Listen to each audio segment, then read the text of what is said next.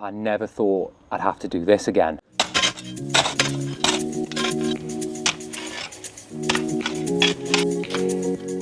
When I moved into this property, the drains in this part of the driveway had collapsed and it was sunk in the middle. So I hired a JCB excavator to dig out those old drains, which were clay, and I've replaced them with new plastic pipe. I did that at a time with no experience, very limited knowledge and very little money, but we managed to get the job done even though it was hard work and it took a lot of time. And now I've got to dig those same drains back up again because we've got another problem. We've got a rat problem. An inspector came round and said that the drains need a rat stopper, and he advised that we put one of those rat stoppers in further down the drive.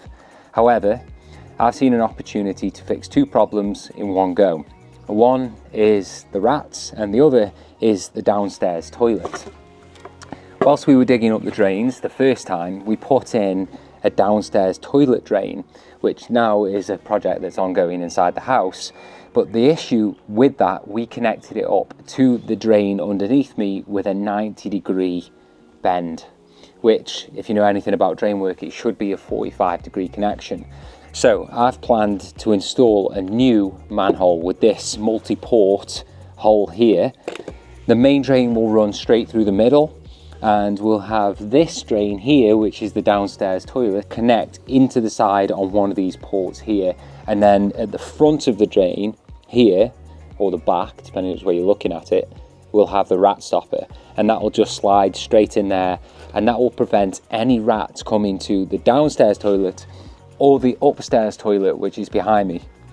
This is a pretty big project. The benefit is the driveway is already in bad shape. So I'm going to dig all this up, install the new manhole, and then the project after that will be the full driveway.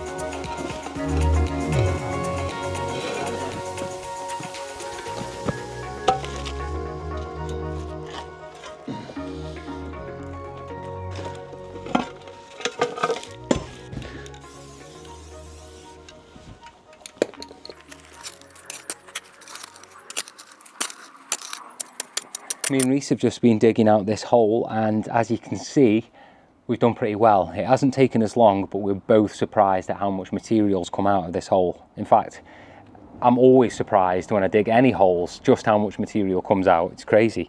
Anyway, we've removed a lot of the clay. There's a load of pea shingle down there already. We've been careful not to hit the electrics, which come in close here, and the water pipe which runs down the side of this drain. We know what we need to do. Before, when I did this, I did get frustrated by the lack of flexibility of the solid structured bends, and it was very difficult to get everything lined up. So I'm getting a 0 to 90-degree adjustable bend, which is going to help me align this up with the hopper a lot easier.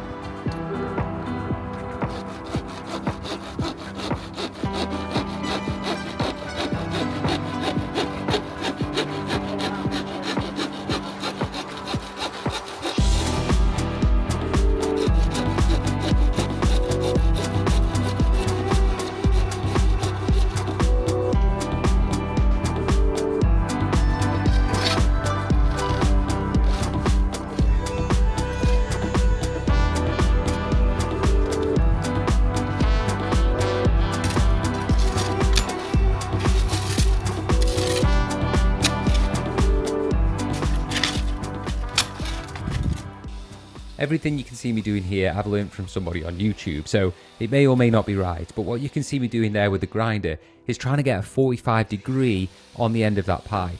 And the reason why this is done is so that when it's pressed into a fitting with a rubber seal, it doesn't catch the rubber seal and rip it. If those rubber seals get damaged, you could have a leak in the drains, and that's definitely not what we want.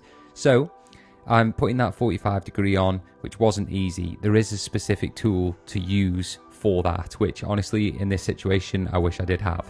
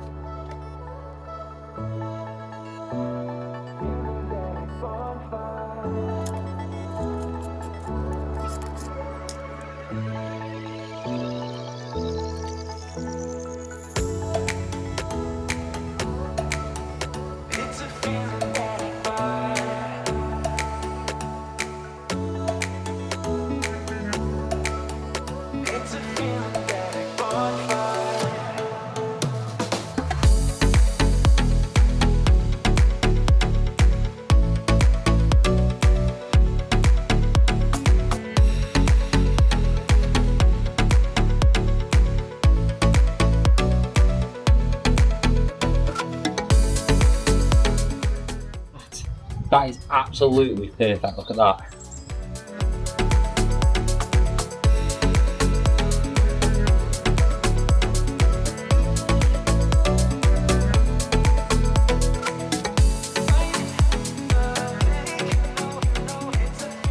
You'll also see me using fairy liquid to lubricate these pipes, and honestly I don't think that is the right thing to be doing. In fact, I've seen in some of the comments on these previous videos that fairy liquid isn't the right thing. There is a specific underground drainage pipe lubricant that should have been bought and used on this project, and I would definitely recommend getting that.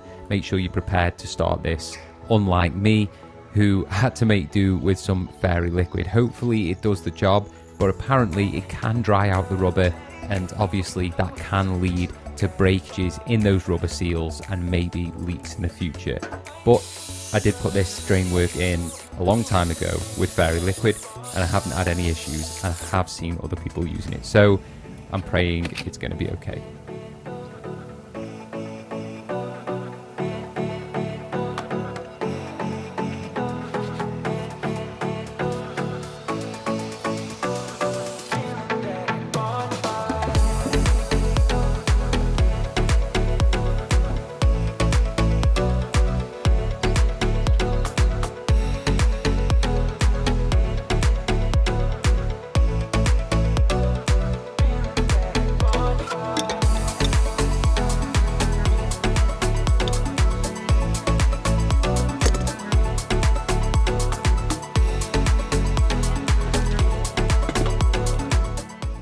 Installing that rat wall was actually really easy, so easy that I'm not sure if I've done it right, but essentially you screw the nut on the top, which then clamps it down, so it makes the diameter smaller of the rat wall, which then squeezes into the pipe, and then you loosen it off and it kind of spreads out again into the pipe. The only issue with that is if I give that a real good tug, I know I could remove it, and I just wonder, are rats strong enough to remove something like that? If so, then I might find this one day pushed up the pipe a little bit, but I'll just keep checking this over time and just see how good the solution is.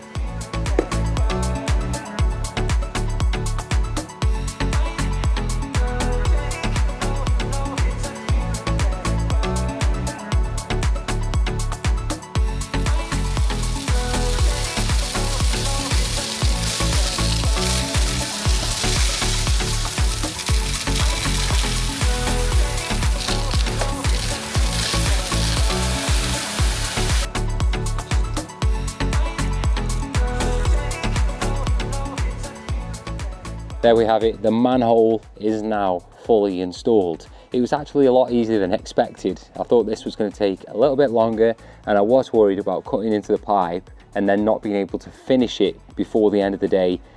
For some reason we might have been missing a part and then the shop's closed. That seems to happen a lot. But we have managed to do it. It was nice and simple. If you found this video useful, if you've enjoyed it, make sure you like it. And I do plenty of DIY projects like this all around my house. I'm renovating the hall and building an understairs toilet. If those types of projects are what you're into, make sure you subscribe, and I'll see you on the next video.